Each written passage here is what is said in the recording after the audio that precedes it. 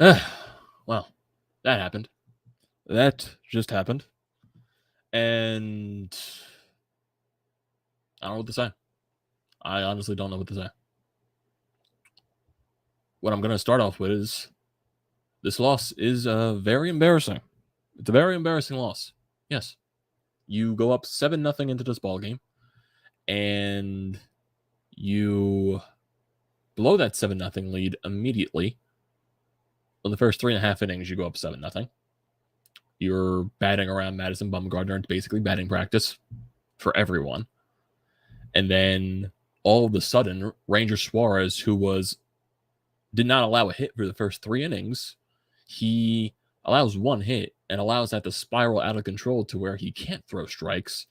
And then he allows runs, he walks guys, allows runs to score, and then Jean Segura makes a huge error, which should have got you out of the inning with a 7-3 lead.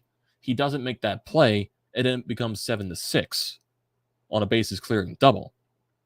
Christopher Sanchez comes in, gets out of the inning, but then the very next inning can only record 1 out, walks a lot of guys, allows 5 runs, walking guys with the bases loaded. Then Andrew Bellotti comes in, loads the bases, hits the guy with the bases loaded, and allows another run to score. And then all of a sudden, it's a 12-7 ball game in a span of 2 innings. 2 innings to where the Diamondbacks in the 4th inning and the 5th inning, they bat around. They send 20 men to the plate in those 2 innings. They score 12 runs in the 4th and the 5th inning. After your offense in the first 4 innings of this ball game batted around or completely barreled up Madison Bumgarner. It should have been an easy breezy ball game. Easy breezy. There could also be question marks as why does Rob Thompson not have any guy in the bullpen up when Christopher Sanchez is allowing all these base runners? How does he not have anyone in the bullpen up? Those are question marks to ask. I don't have the answers. I don't know. I'm still trying to go through my mind about this. I'm still trying to go through my mind about this because every single pitcher after the Phillies made it 7-0, the major theme that pitchers were having, for some reason, they just could not throw strikes. They could not throw strikes at all. Ranger Suarez, like I said, he allowed 0 hits for the first 3 innings, and then all of a sudden he allows 1 hit with 1 out in the 4th inning, and then all of a sudden he can't throw strikes. And then when he gets ahead in the count, 0-2 counts and everything like that, he throws a hanger, he throws a pitch right down in the middle of the plate where a guy can square up and put it into the outfield. That's basically what happened. Christopher Sanchez couldn't locate. He couldn't throw strikes. Andrew Bellotti, when he first came out, couldn't throw strikes, but then he eventually struck at the side in the very next inning, so nothing makes sense. Jose Alvarado was fine, blah, blah, blah, blah, blah. I can blame Jean Segura all I want, but your pitching completely failed you today. And I am so disappointed in Ranger Suarez. I am so disappointed at him. Your offense goes out there and gives you a 7-0 lead, and you can't get out of the 4th inning. You can't get out of the 4th inning. That is all on the pitching tonight. All on the pitching. You could say, the offense, they didn't have a hit since the 4th inning. You know how demoralizing that probably is for an offense after you give your starting pitcher a 7-0 lead, and then he instantly blows it, and then the rest of the guys that come out of the bullpen can't get the job done, and they continue to let the other team add on to that lead? You know how demoralizing that probably is for an offense? After you see Kyle Schwarber go deep, after you see Bryce Harper hit a couple of doubles, Alec Bohm hit a couple of doubles, everyone else driving in runs, JT.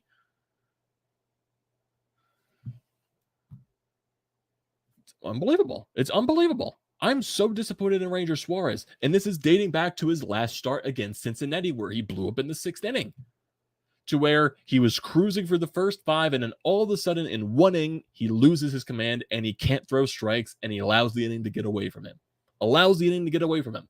This time it happened earlier. It happened in the 4th inning. He allows that 1 hit, and he allows the entire inning to get away from him when his team goes out there and gives him a 7-0 lead. That can't happen.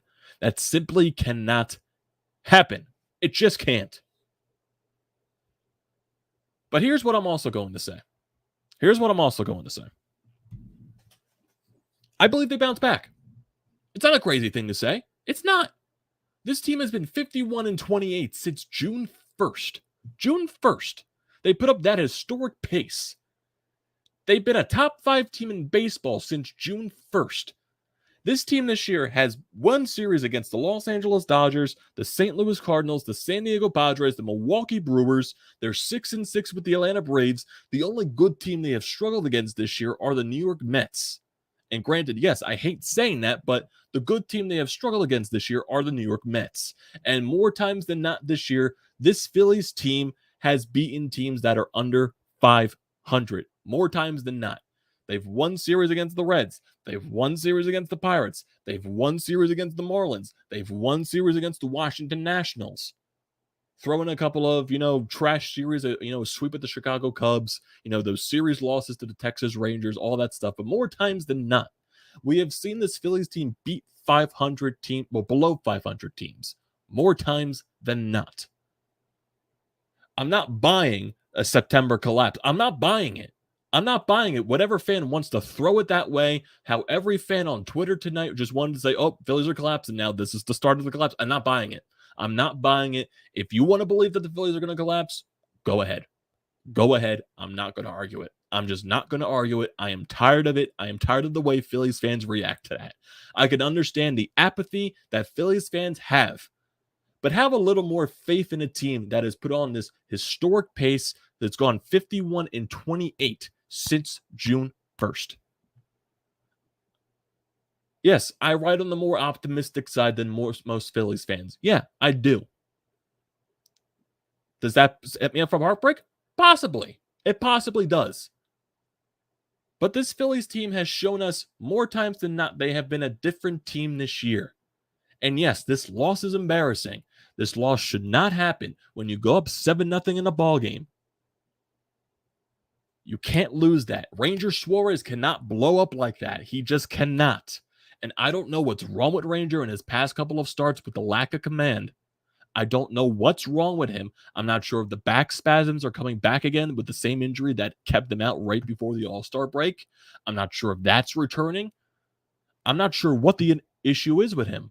But Ranger Suarez, there's also another stat. Ranger Suarez has pitched, he just exceeded his career high in innings pitched. So is that a factor into why Ranger has struggled in his past couple of starts? Because is he starting to get fatigued because this is the most innings he has pitched in his entire career? That could be a factor into it. Are the Phillies starting to experience a little bit of woes because of, the injuries to the pitching now? That they're experiencing the woes to the starting pitching staff with the Zack Wheeler injury, and now you're starting to experience stuff with the bullpen because of the Sir Anthony injury and the Corey Knebel season-ending injury. Even though they're talking about Sir Anthony, he's catching that. They're having catches and everything like that. He's saying he's feeling fine. He's eventually going to have to go on a rehab stint before he comes back to the team and everything like that. So most likely, what Rob Thompson said, if he goes on a rehab stint this week, possibly, he returns to the team next week. I believe that's what he said. So are they starting to feel those effects? That's the problem. Well, it's not. Well, that's part of the problem. Is the pitching starting to feel those effects? I think that could be a factor. I definitely could be. But the pitching in this game, I could blame the Gene Segura error all I want. The pitching in this game failed you. Ranger Suarez failed you. Christopher Sanchez failed you. Andrew Bellotti for that portion failed you. Because if I look at the pitching stats, Ranger Suarez, 3 2/3 innings, 5 hits, 6 earned runs, 6 runs allowed. 2 of those were earned, granted because the Gene Segura error. 2 walks, 4 strikeouts on 74 pitches. Christopher Sanchez, 2/3 of an innings pitched, 2 hits allowed, 5 earned runs, 2 walks, 1 strikeout on 30 pitches. Andrew Bellotti, an inning and 2/3 pitched, 1 hit, 1 earned run, 3 walks, 4 strikeouts on 38 pitches. Yeah, he's not available tomorrow. Jose Alvarado, allowed a hit and a walk. He got out of his situation, 23 pitches. Brad Hand did allow a home run, 14 pitches. He wasn't the worst of it tonight. But those first two guys, Ranger Suarez and Christopher Sanchez, that simply cannot happen. Overall, your pitching walked 8 guys tonight. You walked 8 guys in this game. That shows how much your pitching struggled with command tonight. How much it struggled. When I'm seeing Ranger Suarez cruise through 3 innings and then you're putting up 7 runs, I'm going, okay, this is going to be a breeze of a win. This is going to be a quick win, 7-0. Ranger Suarez is looking good through 3. Kick back. Most people probably want to bed early. If the people are still asleep, they're going to be waking up to saying, what the fuck just happened? What the fuck happened when I went to bed? Like, you know how demoralizing for an offense that's got to be to go up 7-0 and then completely see your pitching blow the game? How demoralizing that's got to be. And yeah, offense, they stunk it up in the rest of the game. They went hitless after the 4th inning. They didn't get a hit since the 4th. Yeah, that's an issue too. That is an issue too. But this is more on the pitching because your offense scored 7 runs. Your offense scored 7 runs. That should be enough to beat any team. Any team. Your pitching was the reason why you lost tonight. It was. It was.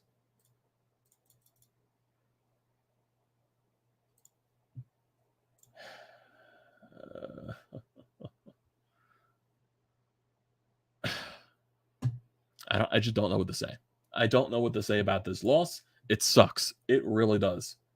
After this game, looking at some of the other scores around the league, the Pirates won. Well, no, the Pirates didn't win today. The Milwaukee Brewers beat the Pirates today 7-5. So they creep back up into the wild card standings. The Padres, they are currently beating the Giants 6-2 in the 8th.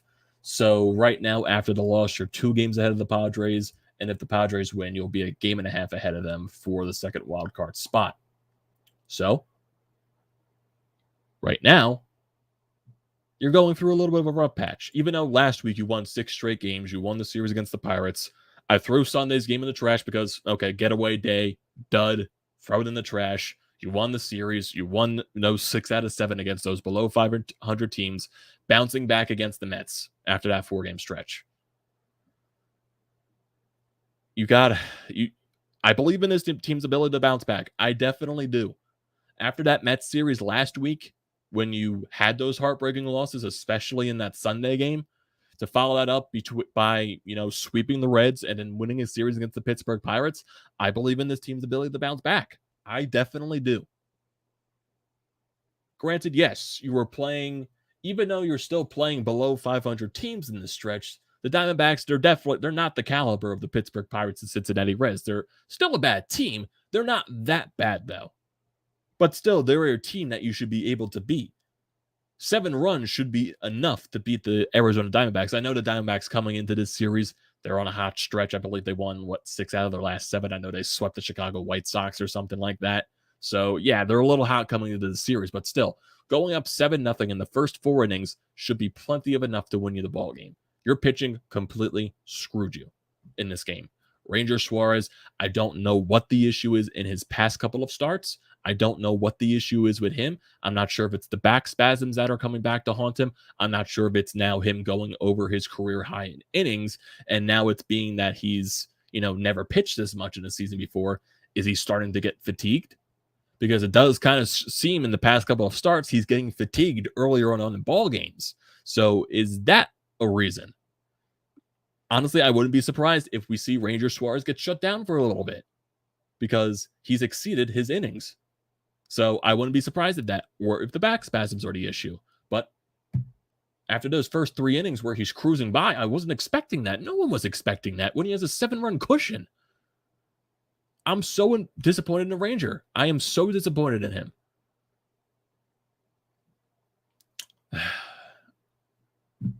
Don't understand it. Don't understand it. You got Aaron Nola tomorrow on the mound, and Aaron Nola, I know it's going to be difficult to, follow up that complete game that you had against the Reds on Thursday, but you need to go out there tomorrow and have another gem because, yes, you are facing a better quality pitcher than Madison Bumgarner tomorrow. You are facing Zack Gallen, and in the month of August, Zack Gallen has been very good. Very good. But the last time you faced Zack Gallen this year, you did rough him up. You scored 7 runs against him. So, offense, I need you to pick it up for Aaron Nola tomorrow. And Aaron Nola, I need you to shut down this team and put them in their place. Put this Diamondbacks team in their place. They're not a good team. They are not. Put them in their place. Aaron Nola, I really need you to go out there and pitch a good game tomorrow. You need to do it. And yes, the teams that the Phillies are facing this week, the pitching-wise, yeah, it's definitely better quality pitching that they have been facing in the past couple of weeks.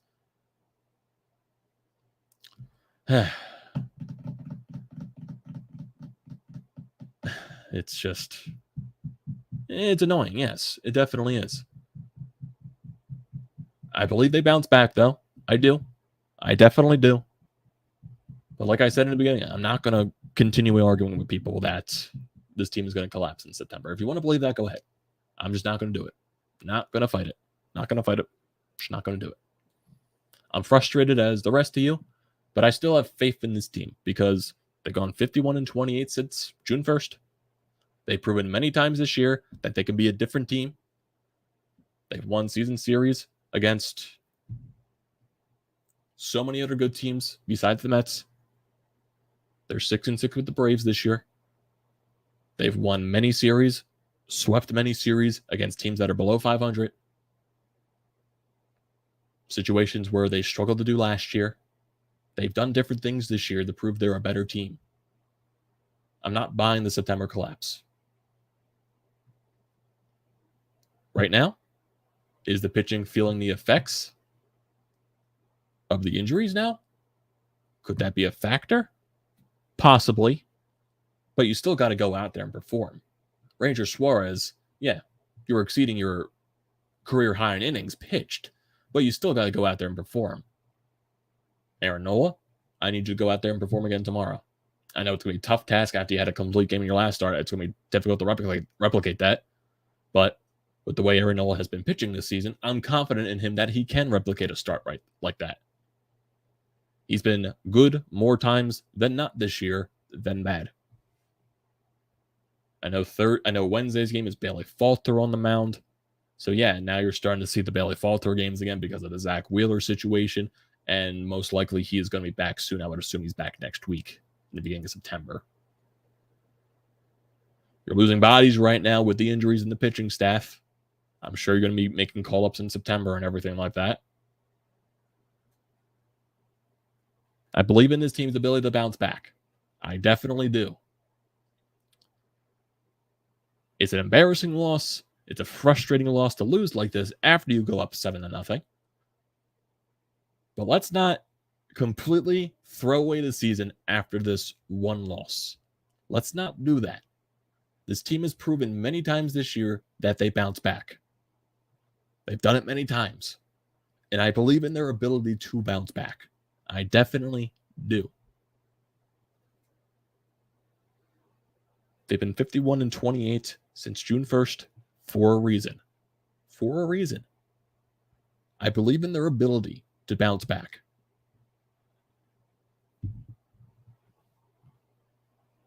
Got to find a way to overcome it. Overcome it. This time of the year, when you're going through your struggles, you got to find a way to overcome it and overcome it quickly. Because sometimes you want to stretch a losing, that could be very detrimental to you. It can. Even though, like I said, I believe in this team's ability to bounce back. You still got that cushion with the wild card. You do. But right now, the Brewers and the Padres, they're winning a couple of games here and there. You can't rely on those guys. You just can't. You still got to go out there and win the games that are ahead of you. You do. And I believe that they still can. They still will. They've done it many times this year. Just because it's September and the September nightmares of previous seasons, it's not the same Phillies team as last year, the year prior to that, because those were different Phillies teams. The Phillies teams of previous years didn't have the quality players that they have now. They don't have the Kyle Schwarber leadership. They don't have players like Nick Castellanos.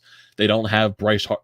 Even, the 2019 team, they still have Bryce Harper. They didn't have Bryce Harper playing at MVP level consistently.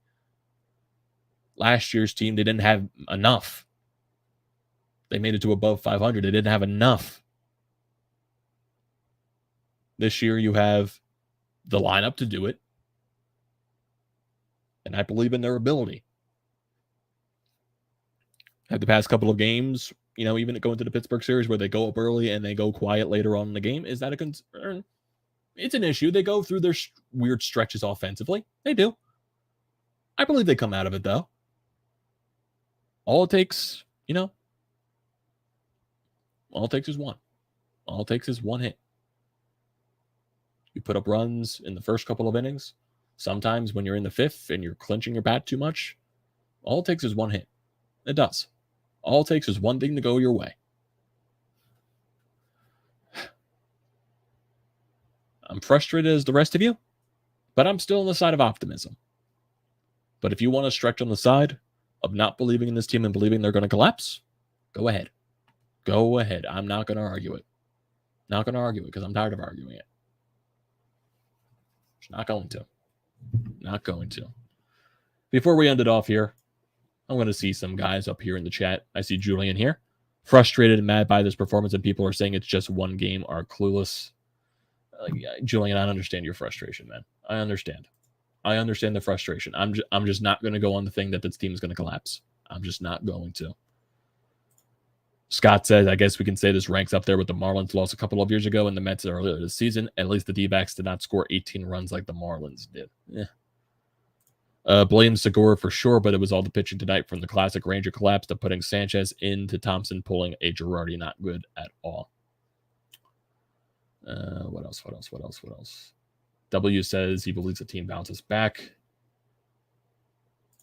Beating up Ranger way too much, 7-2 when Segura made an egregious error. But yeah, Segura made the error. Rangers still gave up the hit that allowed it to become 7-6. If your player in the infield makes an error, back him up and get the next guy out to end the inning. Yeah, Segura has to make that play. He does. He does. I'm not denying that. But if you're pitching out there and your guy makes a mistake in the outfield, back him up and get the next guy out. And Ranger did not do that. Ranger did not do that. Segura did have a bad error, but the pitching was the main issue. The error did not give up those runs at the end of the day.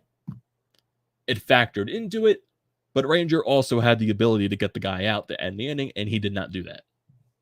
It goes both ways. It goes both ways. Gene Segura, the error that if he didn't make it would have ended the inning, and it would have been a 7-3 ball game, and we could be talking about a completely different situation.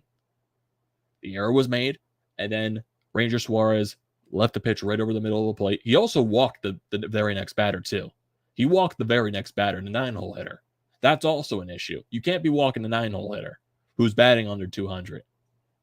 That's also an issue. Can't be doing that. This team has played too well not to bounce back. They are still in control of the wild card position and only counts as one loss. What else here? If they go 1-5 on this road trip, no, I wouldn't be concerned. This team hasn't gone on a bad stretch in a while. That's why they're 51-28 since June 1st. They haven't gone on an extended stretch of bad in a while. They have their moments here and there. Maybe they lose 2 or 3, maybe 3 out of 4. But then they always bounce back and go on another, they win 3 out of 4. They win 5 out of 7, 5 out of 8. They always bounce back.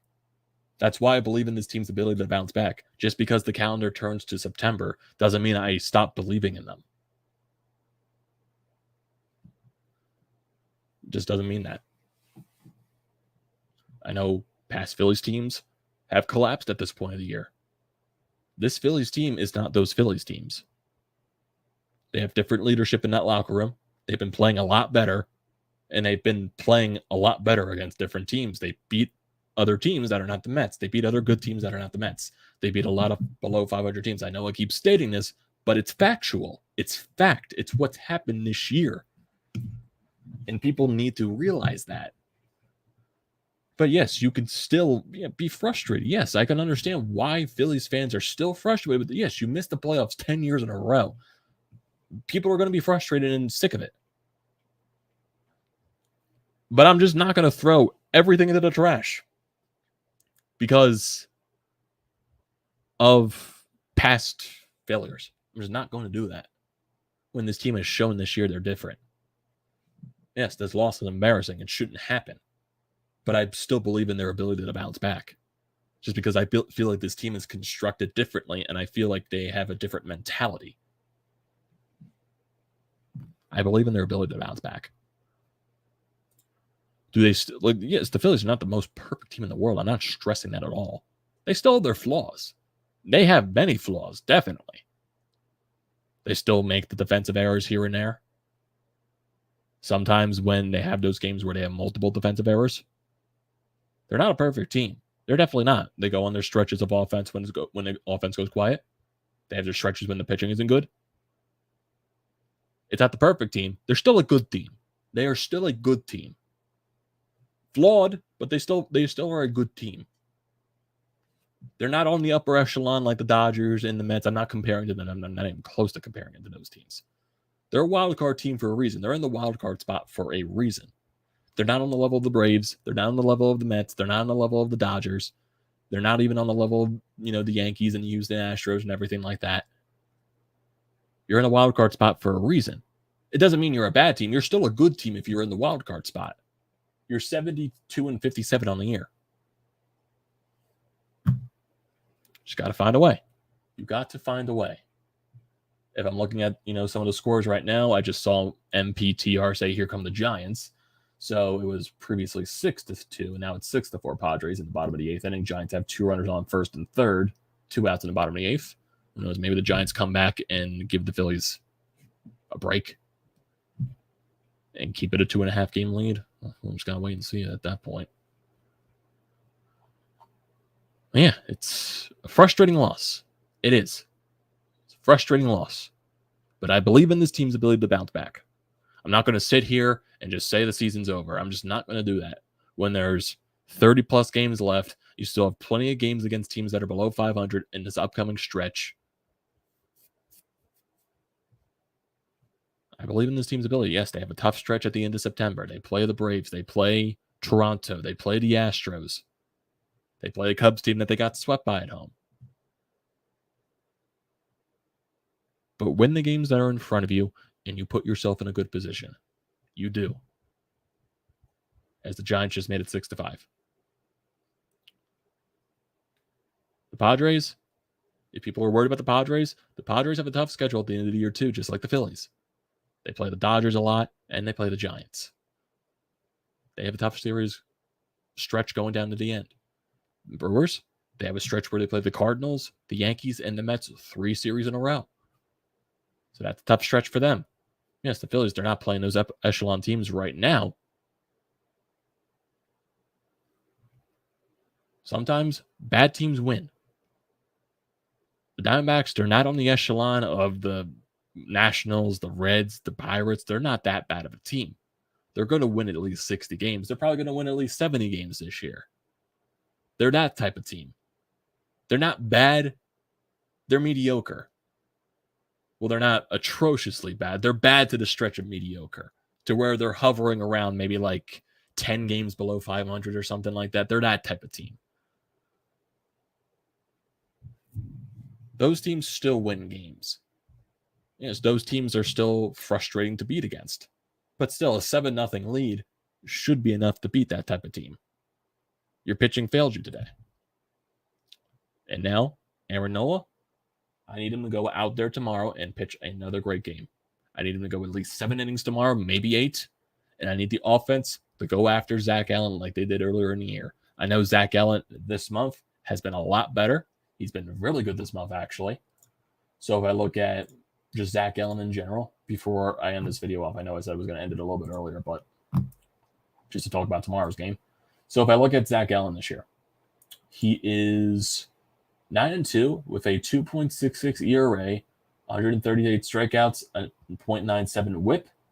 In his last 4 games, he is not allowed a run.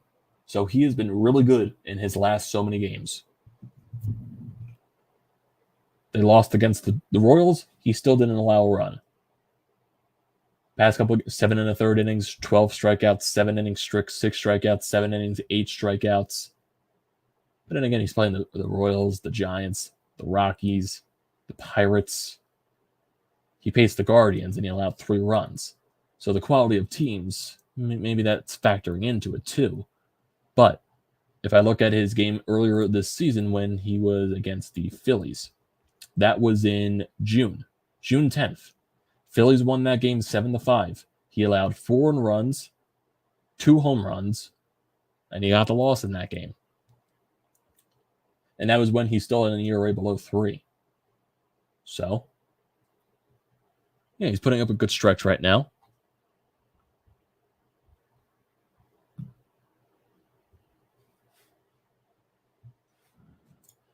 Bryce is bad for baseball. Just going to ignore that.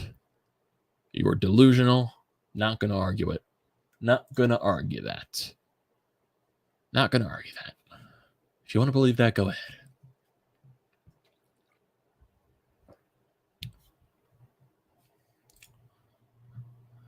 Not going to argue that. The 2-time National League MVP, who is still putting up MVP numbers, who went 2 for 4 today. He's batting .320 on the year, .390 on base, .594 slugging. Won the MVP last year. Single-handedly carried the Phillies team to the end of the year. Yeah, he's bad for baseball. Yeah, bad for baseball. I think if we're getting comments like that, I think it's time to end this stream because it is almost 2 in the morning. Thank you, everyone, for joining the stream. Don't forget to leave a comment in the comment section down below. Do not forget to drop a like on the video. Don't forget to check out everything in the description down below. Same thing with hitting that subscribe button. It goes a very long way. And use the code TTPSPORTS, $20 off your first purchase at SeatGeek. I recommend using that code. Do it now. Save $20 off your first purchase at SeatGeek. Thank you, everyone, once again for joining the stream. And I will see you next time.